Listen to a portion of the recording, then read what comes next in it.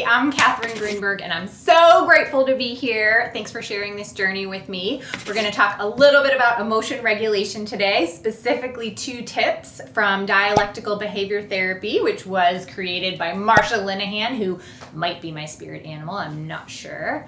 And let's go!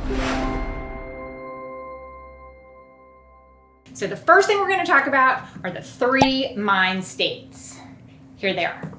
So on the one side, you've got what's called emotion mind. This is that feeling when you just, it's this, and it's too much, and you can't, and you feel like you can't breathe, and you feel like the world is closing in, and all you want to do, I get it. I've been there a lot. This is not a great place to make a decision. This is usually what happens when we engage in an ineffective behavior. In the work I do, I'm working with people who are struggling with addiction and mental illness, trauma. Most of that is coming from trauma, and they spend a lot of time in emotion mind. And most of the decisions they're making are made when they're here, and that there's no logic, there's no reasoning, it just feels like complete overwhelm, and you're not sure what's going on, and it's just too much, and the world is just so much on your face. Okay, on the other side of that, we've got what's called reasonable mind.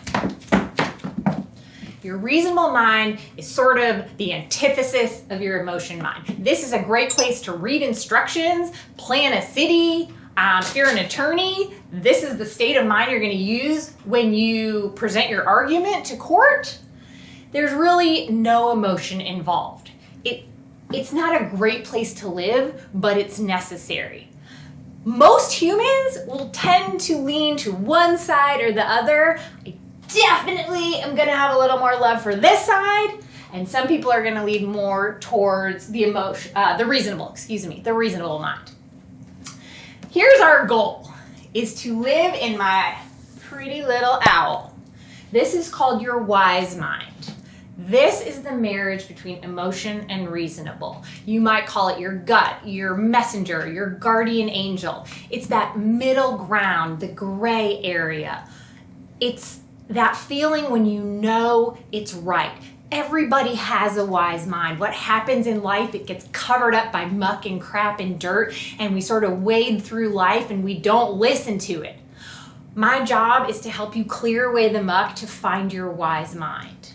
And when you begin to nurture your wise mind and you lean in and listen, the world will shift for you. So this is the middle ground. This is not black and not white. It is the gray. It's where you know in your heart that this is what the right decision is. This is what feels right. This is your true self, your purpose, your nature. This is where you live your truth.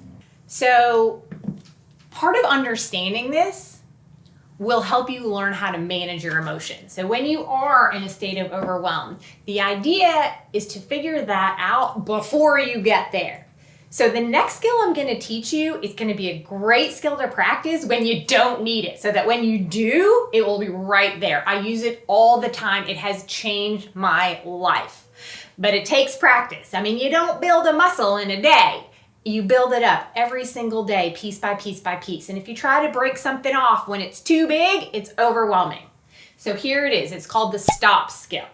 And it's very, very, very helpful. Again, it's a DBT skill, so I encourage you to check it out online. I'm sure there's a ton of information on it. Here it is. Ready? STOP. S.T.O.P. And it's an acronym because we love the acronyms. The S, it stands for stop. And you can do this physically. You can stop where you are. You can stop what you're doing. You can do this emotionally. You can do this in your mind. No one needs to know if you're not comfortable with that. You can put a pause in your brain. That's absolutely fine. The idea is to essentially hit a reset button for just a moment and stop what you're doing. Even if you try it now, do you notice a shift in energy? Okay, when you've done that, the next letter is T. This is for take a step back. So if I stood here, I already have a different perspective. If I took a step this way, I have another different perspective. The idea, again, is to do this either physically Or you can do this in your mind. It doesn't need to be seen by anyone if you're not comfortable with that. The idea is to shift your perspective, and it doesn't need to be ginormous, just enough so your brain resets and gets that idea that you're going to change perspective on things. So you've stopped, you've taken a step back. The O is for observe. Imagine you are a witness to your life. You are just an observer. You're not putting words on it. There's no dialogue. You don't need to describe anything. What you are doing here is observing the situation. You are observing your thoughts as if they were on a conveyor belt or clouds in the sky. You're noticing them, but there's no judgment. You're just witnessing them with compassion and accepting the situation exactly as it is, not how you wish it were, as it is. Just observe it. Just notice it. When you've done these three things, you've stopped, you've taken a step back, you've observed or witnessed or noticed, you've gotten really curious about what's happening without judgment, because I know we're really good at judging ourselves. That's when you will have the chance to proceed mindfully. When you proceed mindfully, it gives your mind, body, and spirit a chance to realign. One doesn't work without the other. Misery is going to come when you are living anywhere on your timeline but the present. Bring yourself back to the present and bring yourself back. You may have to do it 100 times a day. And when you're just starting out, that's fine, because what happens is, as humans, we tend to live in the past, which often brings depression. And then we live in the future, which is often accompanied by anxiety. And we try to live in the present. But you end up multiplying your pain times 3 when you're doing that. There's enough pain right in the present, right here, right now. Use your past as a place of reference. It doesn't need to be a place to set up camp. And remember that your anxiety, it's not really coming from thinking about the future. It comes from wanting to control it. And guess what? We're not in charge of the outcomes. We're not. We attach to them because we have an idea of how something should be or shouldn't be. But when we realize we're not in charge of that and we can lessen the attachment to what we think ought to be, the world will soften and you will be able to breathe much more easily. So, what we talked about today were the 3 mind states: your emotion mind, your reasonable mind, and your wise mind. So that's sort of the goal for this glorious life of ours, is to live as much as we can in wise mind. But don't beat yourself up when you're not there. And then we talked about the stop skill.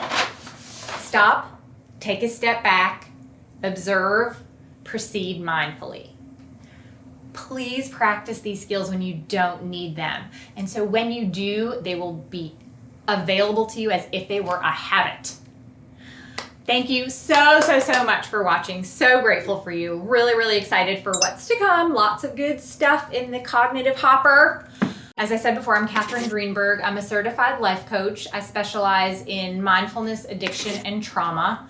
I work with women who are in jail, in residential treatment centers, who are experiencing homelessness, and who are some of the most incredible, inspiring, amazing women I've ever met. And I know what that pain feels like because I have lived it. And I probably shouldn't be alive, and everything I've been through and the experiences I've had and the trauma. But I'm here to tell you that this life is so worth it, and there's so much light on the other side. Please, please, please stay here. We need you here. It's not an option to give up. And if you're struggling with that thought, please, please reach out and get help. There is help available to you. Please reach out. You are not alone doing this. We are not meant to live this life alone. We are designed to be connected. So we're here. And remember, kindness be the journey.